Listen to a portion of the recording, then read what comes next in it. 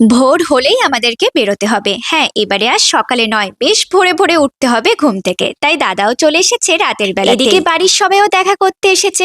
ননদ তো আমার কেঁদে ভাসিয়েই দিল। বৌদি চলে যাচ্ছে ঘুরতে। বেশ কিছুদিন দেখা হবে না, কান্না তো পাবেই বলো। রুহিও এদিকে খুব খুশি, মামাই চলে এসেছে আর ব্যাগ প্যাকিংও কমপ্লিট হয়ে গেছে। যেদিন থেকে ব্যাগ প্যাকিং করা শুরু করেছি, রুহি তো শুধুমাত্র বাই বাই বলে যাচ্ছে। কতক্ষণে সে ঘুরতে যাবে সেই অপেক্ষা করছে। না না, রুহিকে আর অপেক্ষা করতে হবে না, রুহির অপেক্ষার তো অবসান হয়েছে। ভোর হলেই আমরা বেরোচ্ছি পাহাড়ের উদ্দেশ্যে। প্রথমবার পাহাড় দেখবো বলে আমরা তো খুব এক্সাইটেড। 7 দিনের লম্বা ছুটি নিয়ে আমরা বেরিয়ে পড়ছি পাহাড় ঘুরতে। বাড়ির সবার তো খুব মন খারাপ, রুহি সোনার দুষ্টুমি যে বেশ কিছুদিন দেখতে পাবে না। আজকে রুহির জন্য একটু মাছের ঝোল করে দিয়েছিলাম। রুহি জানো তো মাছ খেতে খুব ভালোবাসে। প্রত্যেকদিন ভাতের সাথে মাছ ওর চাই। 7 দিন তো এখন বাড়ির বাইরে থাকবো, আবার বাড়ি এসে মাছ করে দেবো। বেলাতে শুধু রুহির ডাইপার ব্যাগটা প্যাক করে নিলাম। রুহির দরকারি জিনিসগুলো হাতের সামনে